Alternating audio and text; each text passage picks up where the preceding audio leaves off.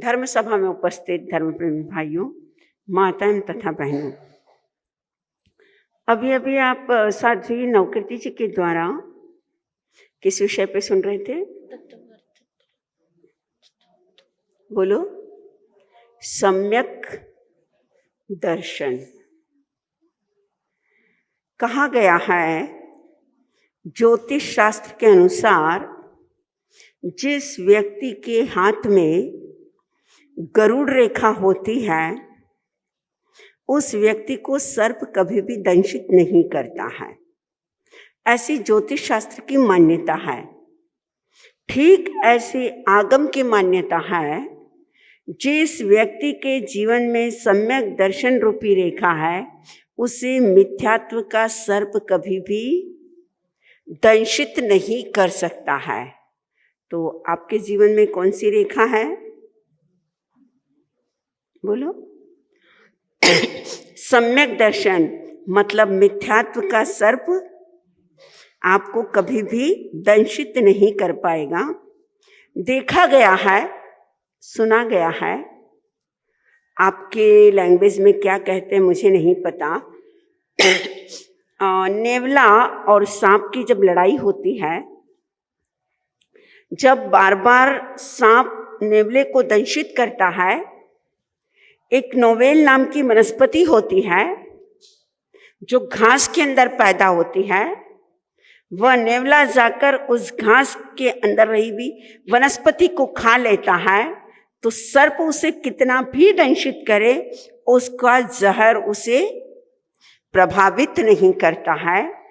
ठीक इसी प्रकार संसार में रहते हुए अगर आपने नोवेल नामक सम्यक दर्शन की वनस्पति अगर जीवन में अगर अपना ली, फॉलो कर ली, तो मिथ्यात्व का सर्प का जहर आप पर क्या नहीं होगा, असर नहीं होगा। दुनिया में चाहे कुछ भी हो, उससे कोई लेना देना नहीं है। आइए, आज क्या है? गांधी जयंती 2 अक्टूबर। गवर्नमेंट ने जिसे अहिंसा दिवस और आज एक और नया आया है स्वच्छता अभियान। आइए आज हम विचार करते हैं महात्मा गांधी के साथ जैन संतों का और राजनीति का क्या संबंध रहा है। ध्यान से सुनना। जैन संतों का और राजनीति का या राजाओं के साथ या नेताओं के साथ क्या संबंध रहा है, जैन संतों का राजनीति में क्या योगदान रहा है, राजाओं का जैन धर्म के लिए क्या योगदान रहा है, और गांधी के ऊपर भी हम विचार करेंगे। बहुत बार हमारी समाज में एक प्रश्न खड़ा होता है, एक बात होती है कि संतों के दरबार में किसका काम नहीं है। ये देखो कितना जल्दी रिएक्शन कि संतों के दरबार में नेताओं का क्या काम। राइट है या रॉन्ग है? बोलो। मैं भीड़ वालों से पूछ लूं, आपका मत क्या है? क्या इस दरबार में, क्या इस सभा में, क्या संतों के सानिध्य में कोई नेता आना चाहिए या नहीं आना चाहिए? राइट या रॉन्ग? नाहर जी बोल रहे हैं आना चाहिए। आप क्या बोल रहे हो? आना चाहिए। और कोई क्या कहेगा? नहीं आना चाहिए। वर्तमान की परिस्थितियों को देखते पहले हम कौन सी देखें? अतीत की, कि जैन संतों का राजनीति का क्या संबंध रहा। आगम में जाए,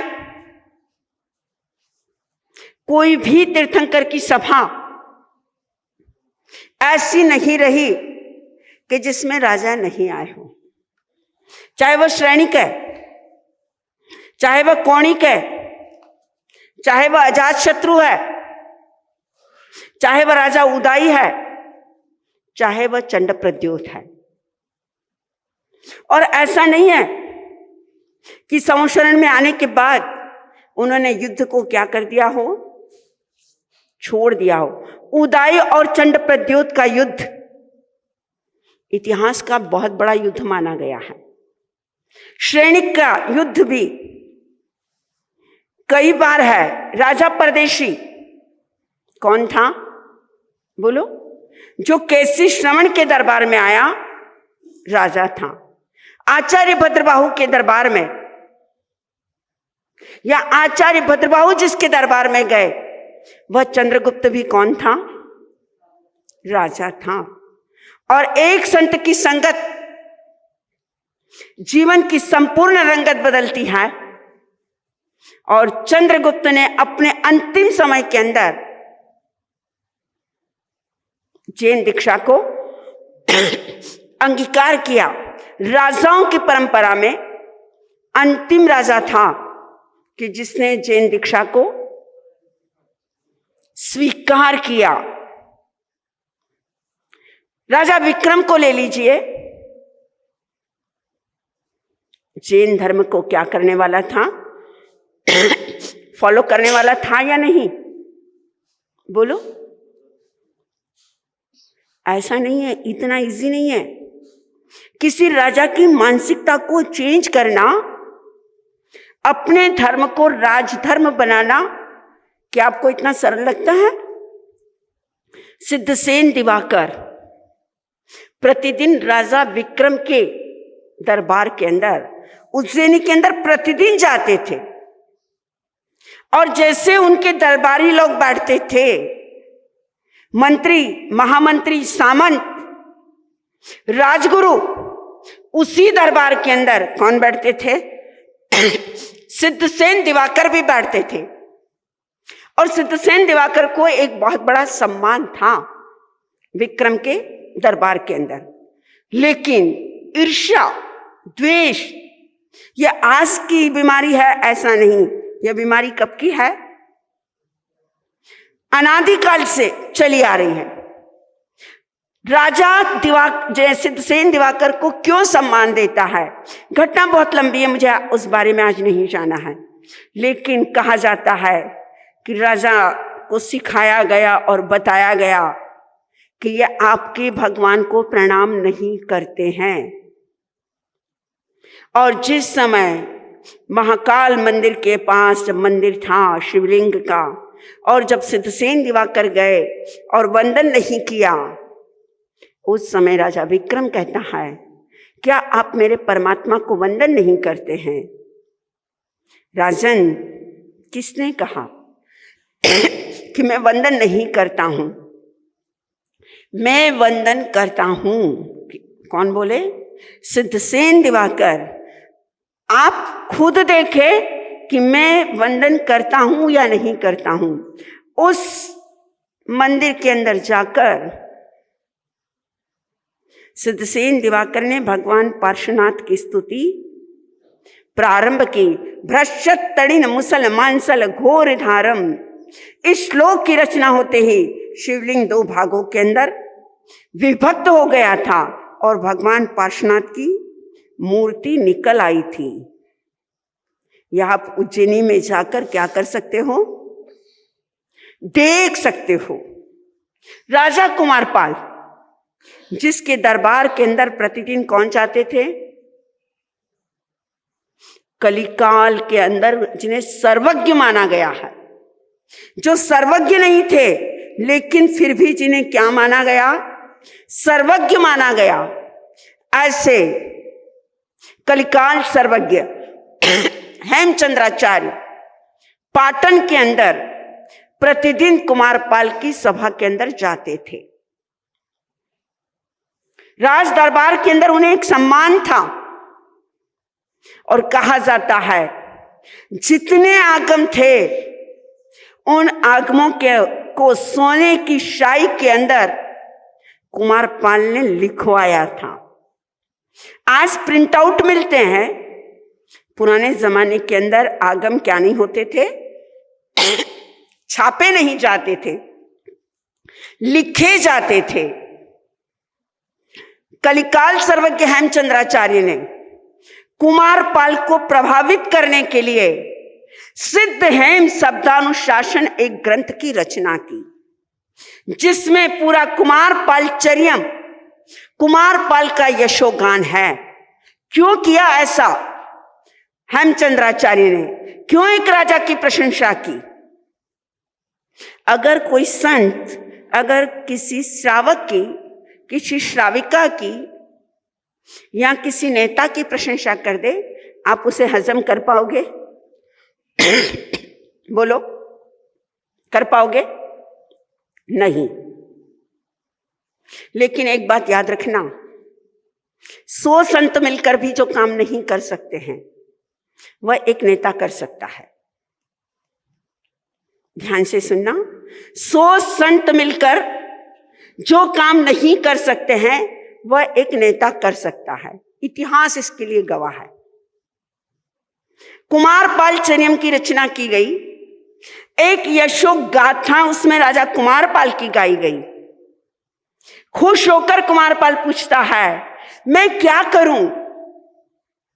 नतमस्तक है वह हेमचंद्राचार्य के चरणों में, बस एक पटा बजा दिया जाए कि पूरे देश के अंदर जीवों को क्या दिया जाए? अभय दान दिया जाए।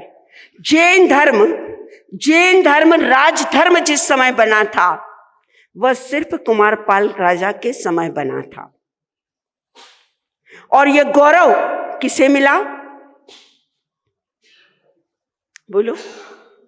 हेमचंद्राचार्य की वजह से कुमारपाल को मिला। लेकिन हेमचंद्राचार्य कितनी भी मेहनत करते, लेकिन पूरे देश के अंदर अभय दान का पटन नहीं बजा सकते थे। लेकिन एक राजाज्ञा के आगे किसी की भी क्या नहीं हो सकती थी? नहीं चल सकती थी। उदाहरण के तौर पर अकबर के जमाने के अंदर आचार्य हीर विजय सूरी जी, मणिधारी दादा जिनचंद्र सूरी जी, जो अकबर प्रतिदिन नाश्ते के अंदर, कलेवा के अंदर चिड़िया जो रहती है उसकी चोंच का नाश्ता करता था। एक प्लेट नाश्ते के अंदर आप ये सोचिए कितनी चिड़िया को मारा जाता था, कितनी चिड़िया को खत्म किया जाता था। जबकि अकबर मुस्लिम था, हिंदू नहीं था, दरबार मुस्लिम का था। लेकिन हीर विजय सूरी के संपर्क से अकबर ने जो नाश्ते के अंदर जो चिड़िया की चोंच खाता था वह बंद किया।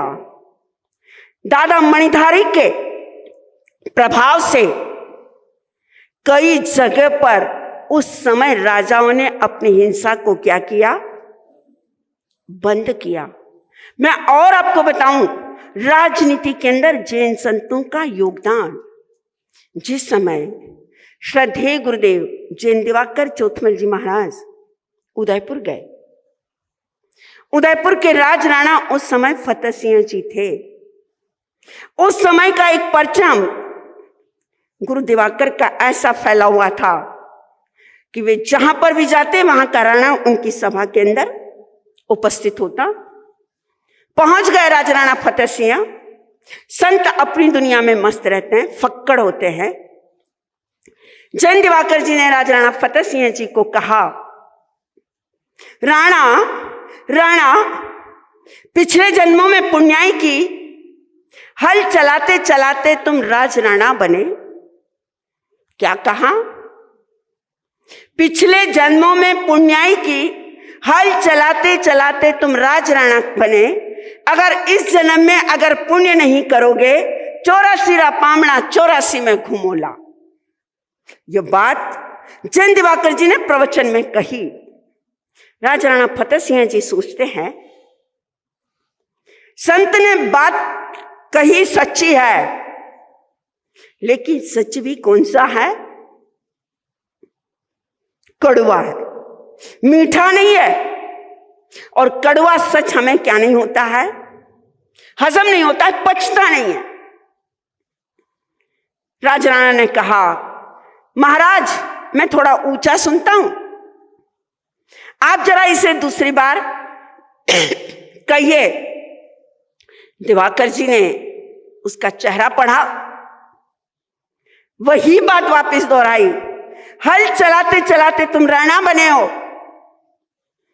पिछले जन्मों की पुण्याई है, इस जन्म में अगर पुण्य नहीं किया, दान नहीं किया, धर्म नहीं किया, 84 पामड़ा 84 में घूमोला। तब उस समय राज राणा फतेह सिंह जी कहते हैं, संत मैंने हजारों देखे हैं, लेकिन जैन दिवाकर जी तुम्हारा जैसा मैंने क्या नहीं देखा, सच्चा संत नहीं देखा। इतने प्रभावित हुए, अपने महलों के अंदर ले जाकर प्रवचन करवाया।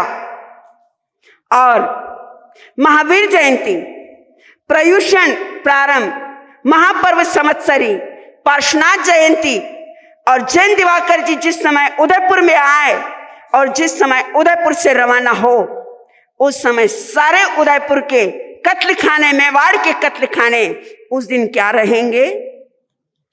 बंद रहेंगे। क्यों? प्रभाव संतों का, लेकिन कार्य किससे करवाना पड़ता है? बोलो। आज हमें एक महापर्व संवत्सरी का कत्ल खाना अगर बंद करवाना हो, आप चोटी से एड़ी तक पसीना बहा दो, क्या बंद कर पाओगे? बोलो। लेकिन एक नेता की आवाज आ जाए, एक मोदी अगर बोलता है लॉकडाउन, मतलब पूरी इंडिया बंद। एक बिल पास होता है, पूरा उसे क्या किया जाता है?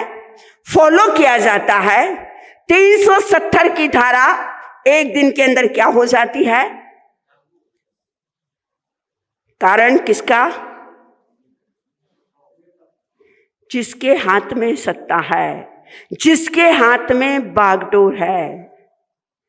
जरा हम गहराई के साथ गांधी जी का जीवन पढ़े, जो एक भारत का नहीं, एक विश्व का क्या माना जाता है? नेता, बापू, राष्ट्रपिता, बहुत सारे नाम दिए हैं। जिसने पंचमहाव्रत को, अणुव्रत को जिसने क्या किया हो? फॉलो किया हो। अहिंसा, सत्य, अचौर्य और ब्रह्मचर्य भी कह सकती हूं। कौन सा व्रत? ब्रह्मचर्य। आपको पता है कि एक बार महात्मा गांधी अपनी पत्नी कस्तूरबा गांधी के साथ किसी कार्यक्रम के अंदर पहुंचे थे। गुजराती में पत्नी को बा भी कहा जाता है, लेकिन एक संचालक था, जैसे हमारे यहाँ पर कौन संचालन करते हैं? मनोज भाऊ। मान लो उन्हें गुजराती नहीं आती थी और उस व्यक्ति ने कहा महात्मा गांधी भी आए हैं, और साथ में महात्मा गांधी की कौन आई है? मां भी आई है। जबकि आई कौन थी? कस्तूरबा। लेकिन उसने सहजता में कह दिया कि कौन आई है साथ में? उनकी मां भी आई है। महात्मा गांधी ने माइक पर उठकर कहा, आज तक मैंने जिसको पत्नी माना था और वो मेरी पत्नी थी, लेकिन आज से मैं उसे क्या मानूंगा? मां मानूंगा। और उसके बाद महात्मा गांधी ने अपने जीवन के अंदर किसका पालन किया था? ब्रह्मचर्य का। और भी आप महात्मा गांधी को अगर पढ़ेंगे, दो व्यक्ति, पंडित बैचरदास जी और श्रीमद रायचंद, जो दोनों कौन थे? जैन थे, गुजरात के थे।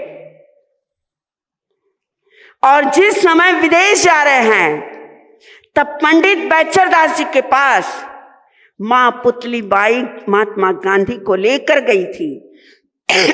उस समय जो 5 अणुव्रत और 6ठा स्वाद, अस्वाद जो उन्हें समझाया गया, और मैं कहूंगी दुनिया के अंदर सबसे बड़ा अगर अपरिग्रही कोई व्यक्ति रहा तो वह कौन रहा? महात्मा गांधी रहा। क्या उनके पास सूट बूट? क्या उनके पास गाड़ी? सब कुछ अवेलेबल था, लेकिन फिर भी एक काठी और एक धोती पे पूरी जिंदगी जिसने निकाल दी, इसका कारण बोलो?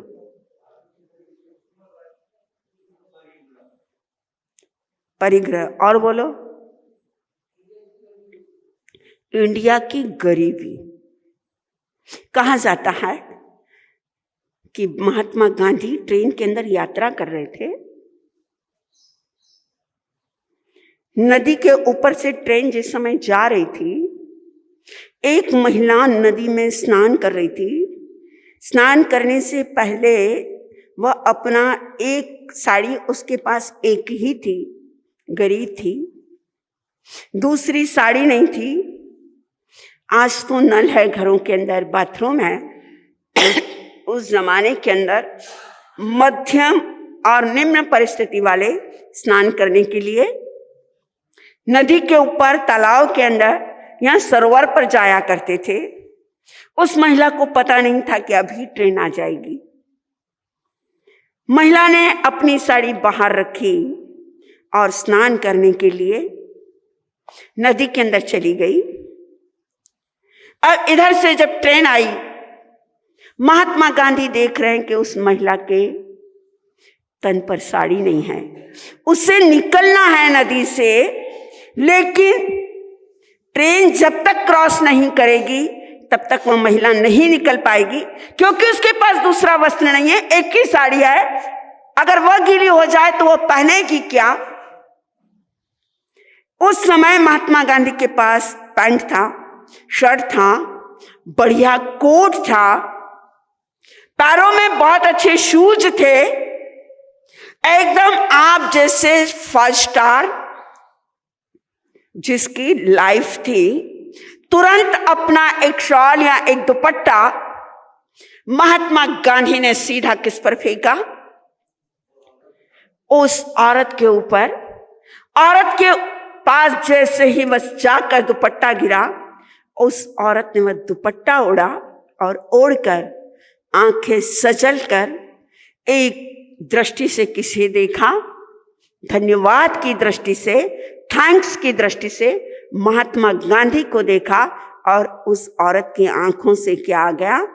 पानी आया, सजल उसके नेत्र हो गए। गांधी ने वादा किया, वादा दुनिया से नहीं किया, वादा किससे किया? खुद से किया। जब तक मैं अपने देश की महिलाओं को लज्जा ढकने के लिए वस्त्र ना दे सकूं, जब तक मैं अपने देश की गरीबी को न हटा सकूं, तब तक मैं भी क्या करूंगा? ऐसे ही रहूंगा। आज के बाद मुझे कोई कोट और पैंट नहीं पहनना है। ऐसे कौन थे?